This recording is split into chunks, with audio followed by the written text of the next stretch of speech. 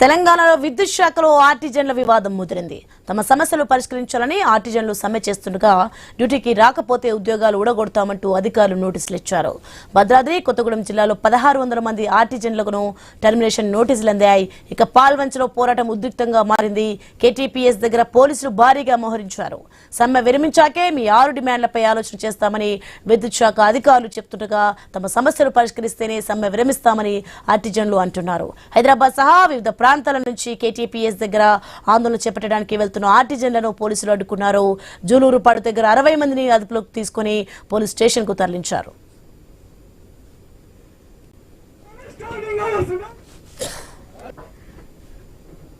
PSC rules కావాలి, conversion చేయాలి విద్యార్థులను బట్టి అని చెప్పి మేము కోరడం జరుగుతుంది. కానీ యాజమాన్యం ఇప్పటి వరకు ఏం స్పందన లేదు. మీకు ఈరోజు 4వ రోజు ఈ ధర్నా కొనసాగుతూనే ఉందన్న. మమ్మల్ని భయభాతులను గురి చేసి మమ్మల్ని ఇక్కడ తెచ్చి ఇక్కడ నిర్బంధించి మమ్మల్ని ఇబ్బంది పెడుతున్నారు. కావున యాజమాన్యానికి, ప్రభుత్వానికి మేము కోరడం ఏంటంటే మా న్యాయమైన డిమాండ్లు తక్షణమే పరిష్కరించి మమ్మల్ని పిలిచి చర్చలు జరిపి మాకు న్యాయమైన డిమాండ్లు నెరవేర్చాలని కోరుకుంటున్నాము.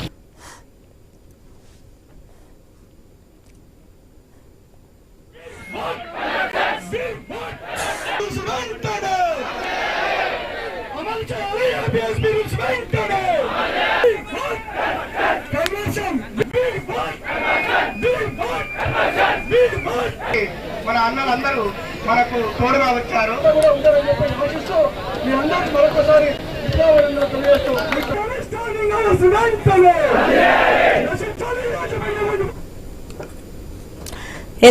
తెలంగాణలో అయితే విద్యుత్ శాఖలో ఆర్టిజన్ల వివాదం ముదిరింది. ఇక తమ సమస్యలు పరిష్కరించాలని ఆర్టిజన్లు సమ్మె చేస్తుండగా డ్యూటీకి రాకపోతే ఉద్యోగాలు ఒడగొడతామంటూ అయితే అధికారులు నోటీసులు ఇచ్చారు. రైట్ గా ఇదే అంశానికి సంబంధించి మరింత సమాచారం మా న్యూస్ ప్రతినిధి నవీన్ అందిస్తారు.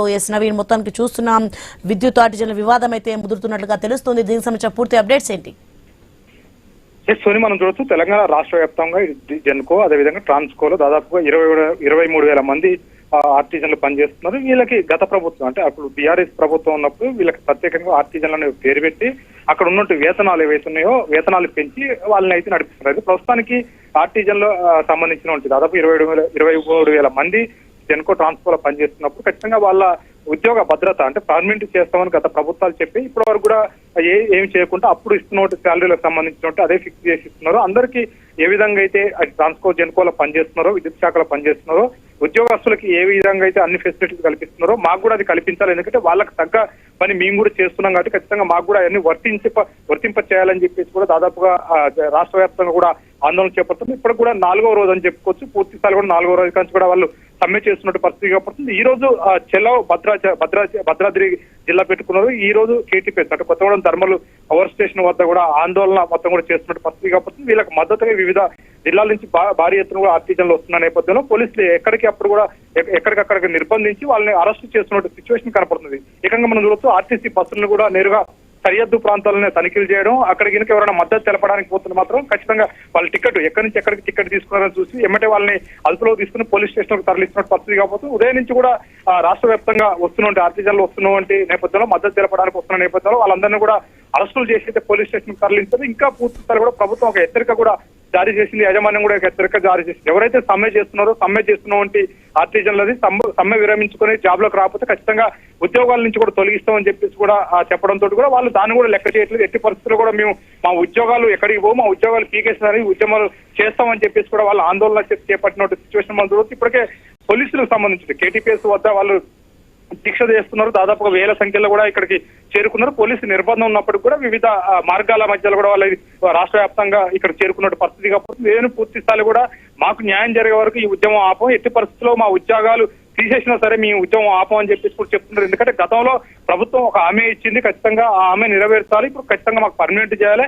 పర్మనెంట్ ఉద్యోగాలు ఏదైతే ఇప్పుడు జెన్కో ట్రాన్స్కోలో చేస్తున్నారో వాళ్ళకి ఏ విధంగా అయితే ఫెసిలిటీస్ ఉన్నాయో, వాళ్ళకి ఏ విధంగా అయితే వసతులు కల్పిస్తున్నారో అవన్నీ కూడా మాకు కూడా కల్పించాలని చెప్పేసి కూడా మీ ఆందోళన చేస్తున్నాం.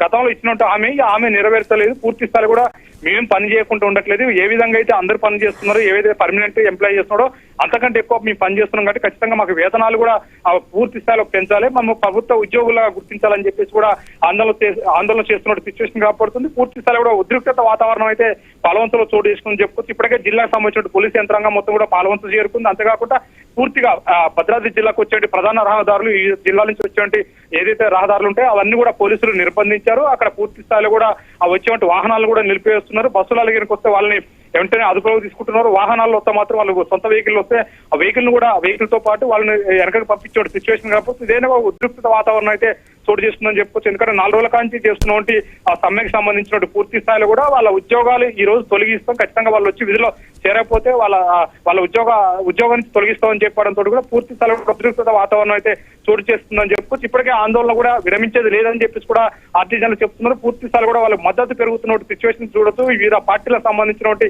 నాయకులు కూడా వచ్చి సంఘీభావం తెలుపుతున్నారు. అన్ని జిల్లాల్లో కూడా ఇది కొనసాగుతుంది. ఇప్పటికే మనం చూసుకున్నట్టయితే జెన్కో ట్రాన్స్కో అంటే ఏదైతే విద్యుత్ కేంద్రాలు ఉన్నాయో విద్యుత్ కేంద్రాలు కూడా భారీ ఎత్తున కూడా ఆందోళన చేపడుతున్నారు. వాళ్ళు పూర్తి స్థాయిలో కూడా విధులను బహిష్కరించిన సిచ్యువేషన్ అయితే ప్రజెంట్ కనపడతా ఉంది. సోని.